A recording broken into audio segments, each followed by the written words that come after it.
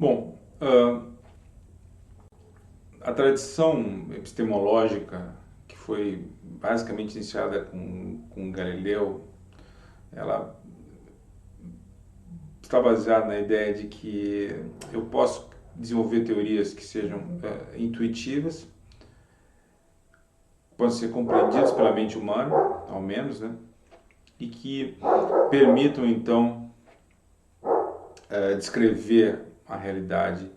E essa teoria, ela deveria ser uma teoria completa, ou seja, ela deveria incluir uma série. Ainda que Einstein tivesse a ideia de que, finalmente, as teorias da mecânica quântica, a teoria da mecânica quântica fosse apenas uma teoria provisória e que ela descreveria de forma bastante imperfeita ou simplesmente fosse uma teoria que tivesse uma validade apenas para descrever resultados que a nível macroscópico, mas que no fundo a realidade microscópica fosse muito diferente disso, ela de certa maneira ela perdurou, mas mais como uma questão aberta, né? O final dos debates na década de 30 entre Einstein e Bohr levaram a um certo sentido a um empate entre os dois, né? Por um lado, o grande vitorioso foi Bohr, porque ele mostrou que a teoria ela era consistente. Por outro lado, também se levou à percepção de que as questões eram muito complexas e que não havia condições objetivas de discutir isso. Por outro lado, havia a possibilidade bastante real de aplicar a teoria. Então, a geração que seguiu aos fundadores foi uma geração que se dedicou essencialmente a aplicar a teoria quântica nos mais variados contextos. Estado sólido, física de partículas, física nuclear, quase todas as áreas da física foram repaginadas usando abordagem quântica. Isso também implicou logo na sequência avanços tecnológicos importantes, entre eles laser, transistor, uma série de coisas nessa mesma linha. E então eles acabaram esquecendo essas questões durante muito tempo, até que essas questões foram retomadas já na década de 60 e 70, quando, digamos assim, a fase áurea de aplicações também já tinha se esgotado, e as pessoas começaram a voltar para perceber, para discutir a base da mecânica quântica. Bom, a grande conclusão que a gente pode tirar de todo esse debate é que, primeiro, que qualquer teoria científica é uma teoria provisória. As teorias científicas elas não necessariamente são a última palavra sobre coisa nenhuma. Elas descrevem de forma razoável, com grau suficientemente grande de aproximação, um determinado sistema físico, biológico ou o que seja. E essa descrição é sempre imperfeita. Em alguns casos, essa descrição ela pode até ser boa quantitativamente, mas ela pode estar errada qualitativamente, ou mais tarde se mostrar totalmente incompatível com os fatos, os dados experimentais. Outro fato importante é que desde a mecânica quântica existe a ideia de que, bom, uma teoria não necessariamente é intuitiva, tá? mas ela pode ser manipulada usando matemática, ou formalmente para gerar predições. E a teoria vai ser julgada pela sua capacidade de gerar predições. Esse é fundamentalmente o mantra. Não que não se faça um esforço, né, para produzir teorias que sejam mais intuitivas, que tenham um apelo maior ao uso, que sejam mais fáceis de ser compreendidas, porque isso traz uma série de vantagens para quem opera essas teorias. Isso facilita a imaginação, facilita o uso dessas teorias para buscar coisas novas. Isso é um aspecto importante também, mas não é fundamental.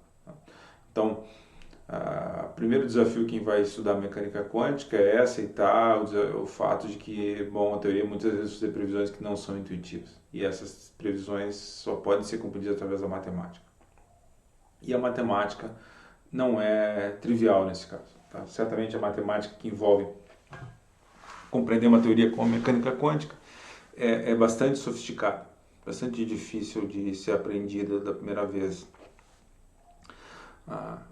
Uma marca, um critério que eu uso pessoalmente para saber se alguém entende alguma coisa de mecânica quântica é o quanto ele acha que entende do assunto. Se ele sabe que não sabe nada, Bom, esse cara merece ser ouvido. Se ele acha que sabe alguma coisa, já é um mau sinal, porque realmente a teoria é bastante difícil de ser compreendida e ela demanda uma certa humildade fundamental quando a gente vai lidar com ela. Tá? Isso não quer dizer que a gente não consiga aplicar o formalismo matemático. Né? A questão é entender o que esse formalismo matemático quer dizer no final do dia. O motivo principal, na minha concepção, para que a gente não tenha uma intuição básica sobre mecânica quântica, é que as escalas que nós atuamos são muito diferentes. Então, o nosso cérebro ele não foi feito para esses preciosismos, né, para tentar entender qual é a natureza última da matéria, como que os elétrons interagem com os fótons, nada disso. Nosso cérebro foi basicamente montado para atuarmos como caçadores-coletores nas estepes da África. Fundamentalmente, uma boa parte da nossa história está lá.